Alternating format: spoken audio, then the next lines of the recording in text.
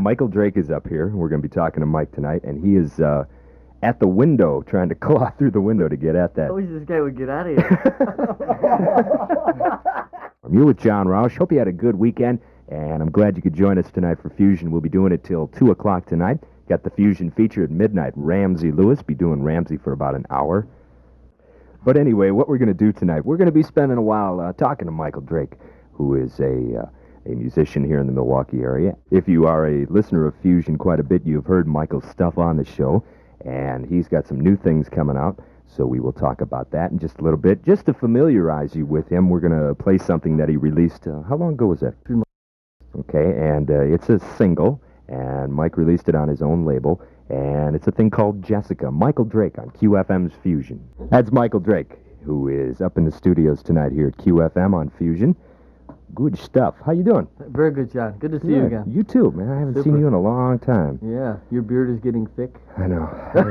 Had to grow it to keep warm, you know. Exactly. It's getting too cold around here. Yeah. So you are quite the busy person lately. Oh, very. Doing the whole record thing and everything. Yeah. It was amazing. Now, something, in case you're not familiar with the single that Mike put out, it's not too many people get the chance to do it as far as the way that you did it. Mm-hmm. And that's doing it totally on their own with nobody's help at all.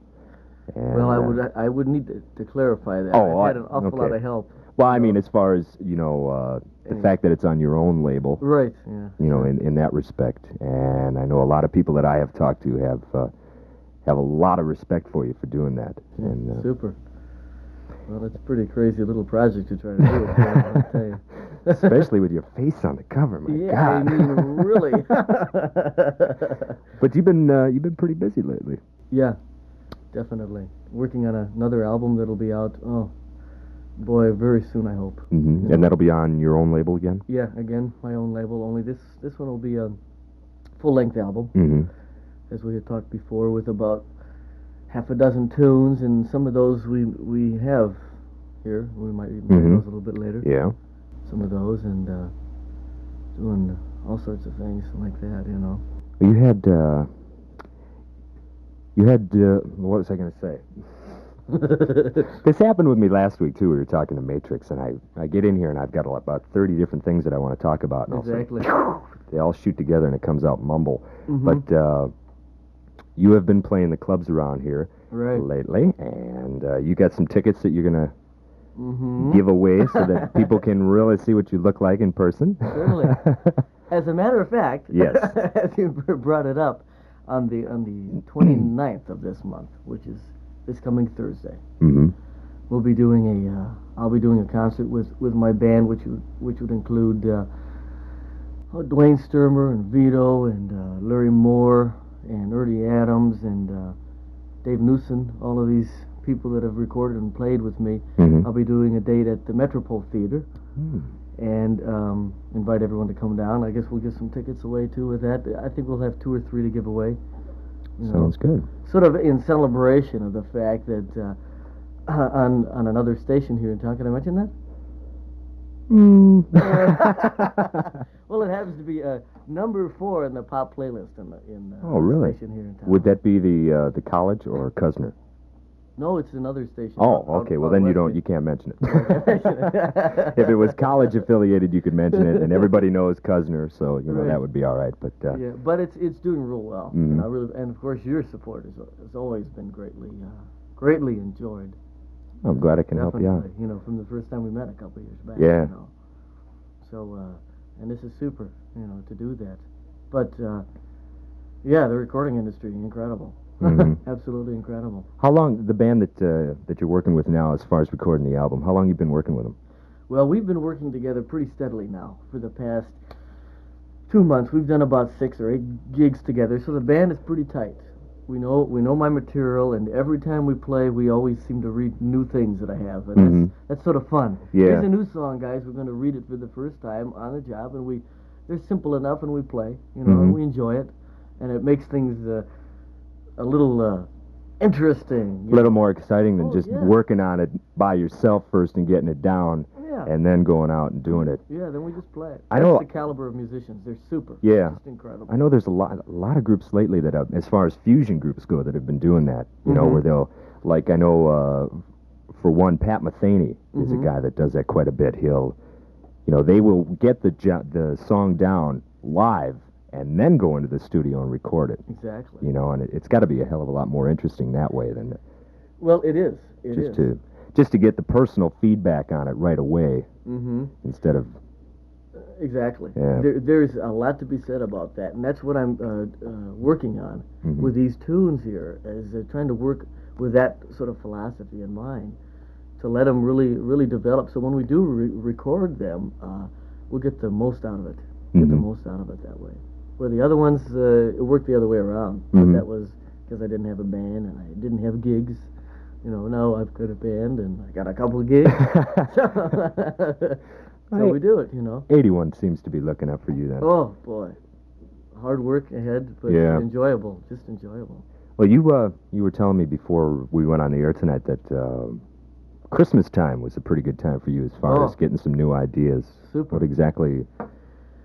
Well, that was Christmas was great this year. Enjoyed it. I wrote a whole album's worth of material, and which is going to be after this album, this next one that I'm done with. That's going to be my next project. So I'm very well ahead of myself. I know what I'm going to be doing for the next probably 2 years.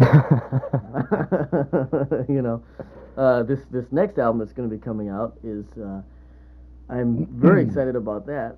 I can hardly wait for that to come out, and then of course the Christmas season with that other album's worth of material, which is a little bit different, but very much an indication of this time of the year, and I'm really anxious to let that out because that's sort of what my material is, a definite reflection of me and my life, what I do and what I enjoy and what I don't enjoy, and you know, and things of that nature. Excellent. Sort of a thing like that. A potpourri of Michael Drake's inner mind. Yeah, what the heck, you know? That's sort of important, you know. It needs to be that. Yeah. You know, it needs to be that, because if it isn't that, then it really doesn't have the meaning that it should have, you know. Exactly. There's a lot more depth that way. Well, let's check out something that, now this tune that you want to play for us is going to be on the album that's coming out shortly, right? Right, not this particular recording of this. Okay, this is kind of an older version of the tune. Right, but a very good recording of it. I'm real pleased with it, but it's a little early. I've got those recordings of the tunes, but it's a little premature to let those recordings out. Right. But this is one song that will be on this very next album. Okay, and it is entitled Winter's End. Okay, let's check that out. Michael Drake and his band here at QFM's Fusion. That's Milwaukee's own Michael Drake here at QFM's Fusion. Michael's up here in the studio tonight, and that's a thing called Winter's End from his forthcoming album. Thank you. Got a name for it yet, or? The album? Yeah. It could be Dreams. There's one song on there that I like an awful lot. In fact, I'm debuting a very lovely girl here in town called Yvette Blue on that album, and she's a marvelous singer, just marvelous. She works around in town here with a group called Sahara. Oh, yeah. You might have heard of her. And she's done me just a lovely favor of singing with me. We do a little singing duet on there. Oh. A little singing duet. Easy. You know. The blood pressure's going up. Yeah. I'm just real tickled to death with her. In fact, we're going to be trying to do some more collaborations together. And doing some dates perhaps later on, you know, when it justifies it and puts it together. She's super talented. Excellent. Just super. Well, that's the thing, too, man. There's just so many musicians here in town that nobody really knows about that are just incredibly talented, and it seems like nobody will give them a break, you know, and it's just, it's a shame, actually, but with people like you, get down. that will all change. You've written some big band arrangements, too, of a lot of your tunes. Right. And what you got, like, how many? Well, I've got right now, I'm dealing with about between 26 and 30 compositions, and I'm in the process of having all of them scored for 18-piece big band. I've got maybe 4 of them done now, and I have the hopes of being able to do some dates with that, a full 18-piece big band, and myself. I don't know when and where, but I'm getting it together. Excellent. Because I'd love to do that. That would be so much fun with my 5 or 6 piece band that I have. In addition, I'm planning to do some high school and college concerts and clinics and things, and those I'm painstakingly trying to put together in between everything. Yeah. Just to try to establish it first, I'm hopeful of doing something like that at Summerfest this summer, but I'll have to see. I'll have to see how the budget goes. I will be at Summerfest, but I'm not sure in what capacity yet. Maybe paper picker upper. I do that. Yeah, I've seen you. I did that last year. Yeah. Right after I got off the air, they go, okay, ground number 5, pick up the paper. But no, that's excellent. That's really good. What, as far as your musical background, who did you get into as far as when you first started getting into music? Well, way back, when I first started listening, I heard Al Hurt, and I heard Miles, and I heard Freddie Hubbard. The key people that everyone listens to. I'm really no different, other than the way I listen to them and what I heard. Because everyone hears everyone from a different point of view. And that's what I got out of it. I enjoyed all of those cats. I learned a lot from them. So those were about your 3 or 4 main musical influences. Yeah, and even today, Yeah. Even today, you keep listening to those people. And however, now more than ever, I'm spending more and more time just on what I'm doing. Yeah. To let that mature and develop the direction. Right now, as I say, I've got a lot of direction. I've got enough direction here to last me for the next 2 years. I got problems. I got to somehow finish all these projects that I want to do, But yeah, those are the influences. In fact, I had an opportunity to play with Freddie Hubbard in a backup group, Nexus, which I used to work with a couple of years back. We drove out to Wyoming in very forbidding weather to play with Freddie Hubbard at the university out there, and played with the Jazz Crusaders and Bob Hope. Kidding. You saw Bob Hope? Oh, this was in Tulsa, Oklahoma. Sure. Good old Bob Hope. He looked just as young then as he does now. It's amazing what plastic surgery will do. Incredible. Speaking of Nexus, I know that a lot of people that listen to the show, that we got a lot of old Nexus freaks. And you and I were talking about that before we went on, and I've got a couple of their tunes on tape, and I think maybe we will... I'm not sure if they're when you were with them, though. Could very well be. I don't know. When were you with them? Just before I started with this thing. Oh, a year and a half ago?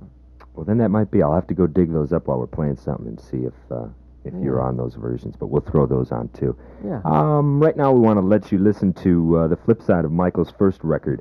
It's a thing called Ballad of the Little General. How'd you write this? What was your inspiration? Inspiration. Is that the word you're looking for? Yeah. Well, this has a little bit of an interesting storyline to it. I'll make it real short and to the point. But I had a nickname called the General, the Little General, and coincidentally, as it may seem, I sort of nicknamed my wife that too. Hi, Lori. I love you. Don't be mad. She knows this story, so she won't be. Oh, there she goes now. I can see her changing the door locks. But it was inspired through that thing and through the fact that we had a little in common name like that for the both of us. Nexus used to call me the Little General because I was a little guy always. Let's do this. Let's do that. How about this? Motivator or whatever you want to call it. The man in charge. Yeah, I don't know about that. Something interesting. And so him and Stevie Wonder. Stevie Wonder had a little bit to do with that too. He inspired me for that too. And I don't know how. I don't even remember specifically, but I remember listening to some Stevie Wonder, and combination of all of those things sort of put it together. The Ballad of the Little General. Interesting. Right? Let's check it out. Okay. Michael Drake on QFM's Fusion. Ah, that is nice. That is real nice. That's Michael Drake, and that is from the forthcoming album that he's going to put out, right? Right. And a thing called Desert Mind. Before that, something that's already released and you can pick up at radio stores or record stores all over town. Ballad of the Little General, which is the flip side of Jessica. And we got to make it legal here since it's right around the top of the hour. We're 93 WQFM Milwaukee. This is Fusion, the best in jazz rock. And Michael Drake is up here in the studios tonight. And we are playing his music and giving him a chance. Boy, it's been a while since I've talked to you. It's good to see you again. Yeah, definitely. I got a question for you that has intrigued me ever since I met you. Why the flugelhorn? Or how did you get into the flugelhorn? Yeah, the flugelhorn for trumpet players, okay? Mm-hmm. When you first start learning how to play the trumpet, you are made aware of a couple of things. First of all, the trumpet is a lead voice, is one that's cutting and it's got power and strength and edge and bite, you know, as a lead trumpet. And then you also know of the flugelhorn, which doesn't really have that edge and bite, but it's described as having a lot more warmth in it, okay? And consequently, it can be a little bit more of an expressive instrument. It can be, if you use it that way. And it's a darker instrument in that it sounds darker, warmer. You can get different moods deeper. out of it. Yeah, it's a thicker sound. You know, you can be thicker with it. And the flugelhorn is more fun. I just dig it. You know, it's a good instrument to play because of that element in it. And I play it, maybe not like everybody does, you know, but I can get when I play, I can vary from playing very murky and dark and warm and deep, you know, to playing with a little bit more fire in there, you know. And I like to vary that with a flugelhorn. But with a trumpet, it limits you. You can play fiery as you want to with it, but you can't get as dark and as warm as you can on a flugelhorn. And that's what I dig about it. That's a flugelhorn. Super instrument. Did you start off on the little sax set in grade school? See, those little... Do you remember those? The little tonettes. The little, well, no, not that. They were little black horns with the little white mouthpieces, and they had three. Oh, okay. Yeah. You start off on those? We call them the tonettes, or I don't know what they're. Sure, they do all of that stuff. Yeah. That's sort of weird. That's too much of a flashback, I think. Oh my goodness! Don't get me wrong. I had a good childhood. Very good childhood. How'd you get teamed up with Dwayne and Vito from Sweet Bottom? Well, I've been knowing those guys ever since I moved to Milwaukee, which is about 10 years ago. I played in a group with them called the Family at Max. Oh yeah. And we released a record, and at that time, Sylvia St. James, who has now a record contract with Elektra Asylum, is doing very well for herself, and I wish her even more luck and success. And well, we worked together. Me, Michael Murphy was in there at the time, who works now with Matrix, and it was just a whole variety of different people. But that's where I got to know Warren, and at that time, he was like a god to most of us, because he was super incredible cat, and you know, always in awe of Vito. You know, and everyone that you always work with, because at that early age, there's always something you can learn from somebody. Yeah, that's for sure. Know? And there was always a lot to learn from everybody at that time. Yeah. You know, as is now. You know. So, and of course, we went to college together, too, at good old UWM. Played in the jazz band over there with John Boggs. That was a great experience. Wow. Ask Vito about John Boggs. Thinking of the mind as a cavity where sometimes there's nothing there. I heard that. You know, we had that a few minutes ago when we first started talking. and then it evolves into something that it is. You know, it's sort of a sketchy one, but it's just that one's sort of a raw feeling about certain things. You know. How about My Family? Obviously about your family, but anything. Well, this also not only well, My Family happens to be the next one we're going to play, right? Yeah. That one has a lot of well, rather it refers to not only my family at home, but my musical family, you know, my recording family, all of those, and it goes through a couple of different changes and phases and moods, and it makes you feel this way and that way, and it's very descriptive in the music. You know, the bridge is very descriptive, and the whole thing will, if you listen to it, close your eyes and get into it. Seriously though, if you get into it, it really takes you several different places, which is what a family does. That's true. Without a doubt. All right, let's check that out. This is My Family from Michael Drake on QFM's Fusion. That's Michael Drake from his forthcoming album. That is not the version that you'll hear, but it's a nice tune called My Family here at QFM's Fusion. Mike, I want to thank you for stopping tonight. Thank you for having me. Really. You're supposed to say it's been a pleasure being had. Oh, it's been a pleasure being had. But no, good luck on the album. Thank you. We'll need it, you know. If it goes like this did, I think everything will go all right for you. And like the lady said, I think you'll make it. Thank you, John. Thank you so much. Again, good luck to you. And thanks for stopping by. Super. Enjoyed it. Okay. Good night. Michael Drake. We invite you to stop down and see him Thursday night at the Metropole Theater.